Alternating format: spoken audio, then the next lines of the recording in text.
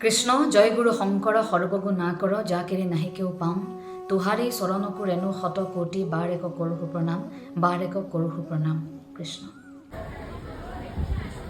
বিভিন্ন ধৰণে আলোচনা কৰি আমি সিদ্ধান্ত ল'লোঁ এই স্মৃতিগ্ৰন্থখন উন্মোচন কৰিবৰ কাৰণে আমি এগৰাকী আই মাতৃক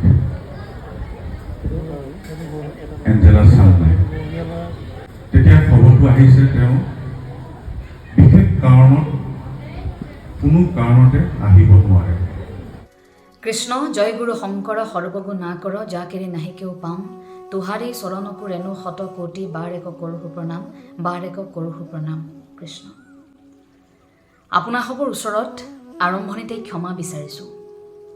আজি 51 নম্বৰ মধুটিং গ্ৰান্থ সাৰ্বজনীন নামঘৰত নাওশিলী আঞ্চলিকে আয়োজন কৰা এই 7টি নামঘৰ লগ হৈ গুৰুজনাৰ 576 সংখ্যক জন্ম জয়ন্তীৰ অনুষ্ঠানভাগিত আজিৰ দিনটোত আপোনালোকৰ সৈতে উপস্থিত থাকিবলৈ সুযোগ পাম বুলি ভাবিছিলোঁ। সেই সুযোগো লাভ কৰিছিলোঁ, কিন্তু দুৰ্ভাগ্যবশতঃ উপস্থিত থাকিব নোৱাৰিলোঁ, যি মোৰ বাবে আটাইতকৈ দুৰ্ভাগ্যজনক।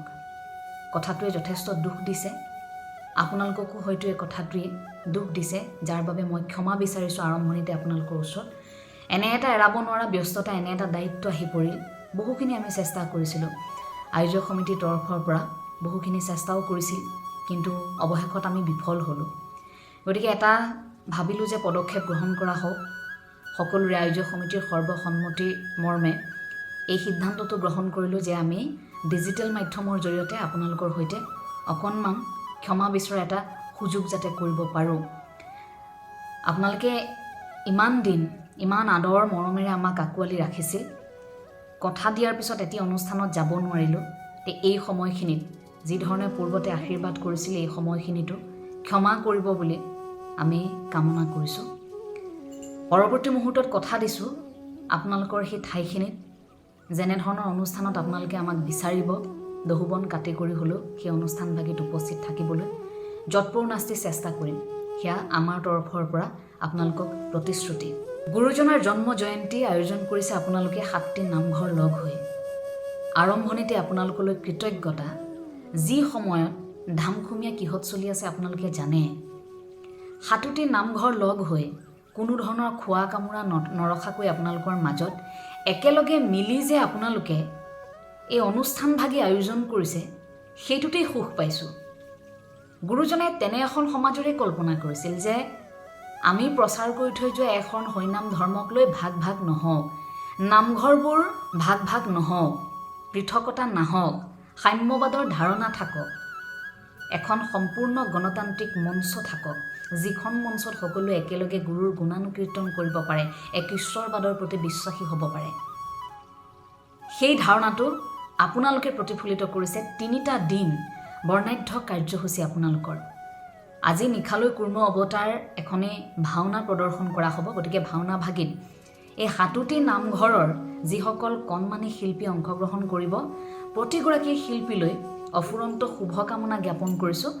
আপোনালোক আমাৰ ভৱিষ্যত, আপোনালোকেই গুৰুজনাৰ কৃষ্টি সংস্কৃতি জীয়াই ৰাখিব লাগিব। দুৰ্ভাগ্য যে আপোনালোকৰ নাটভাগি চাব নোৱাৰিলোঁ, কিন্তু চেষ্টা কৰিম পৰৱৰ্তী মুহূৰ্তত আৰু ডিজিটেল মাধ্যমৰ জৰিয়তেও যদি সম্ভৱ হয় আপোনালোকৰ নাটভাগি চাম। আমাক এটা দায়িত্ব দি অনুষ্ঠানভাগিলৈ আমন্ত্ৰণ জনোৱা হৈছিল।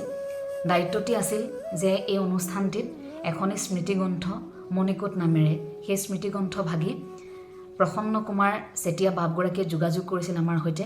তেখেতৰ সম্পাদনাত মণিকোট নামৰ স্মৃতিগ্ৰন্থভাগি ইতিমধ্যে সাজু কৰি তোলা হৈছে আৰু সেই স্মৃতিগ্ৰন্থভাগি উন্মোচকৰ দায়িত্ব আমাক দিয়া হৈছিল।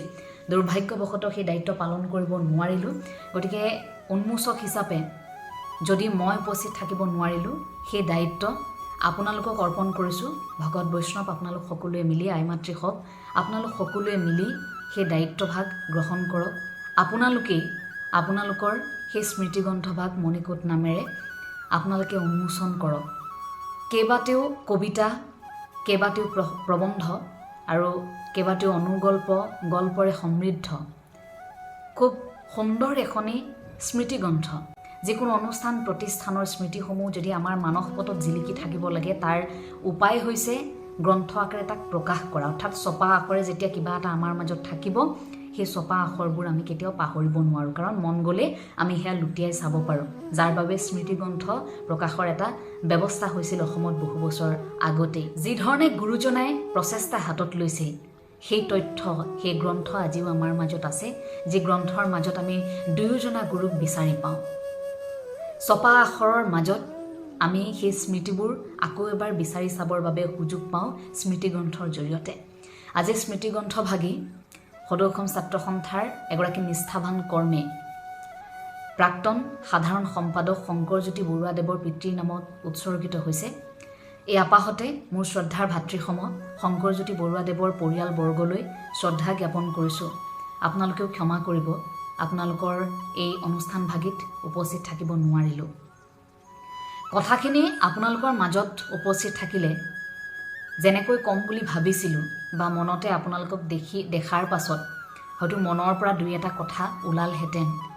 এতিয়া মনটোৱে এনেকুৱা হৈ গ'ল যে আপোনালোকক যিহেতু লগেই নাপালোঁ, ডিজিটেল মাধ্যমৰ জৰিয়তেনো আপোনালোকক কি কথা ক'ম। এইখিনি সময়ত নিজকে ইমান দুখী লাগি আছে, মই যিকোনো এটা বিষয়ৰ ওপৰত আপোনালোকক কথা কোৱাৰ সাহস গোটাব পৰা নাই।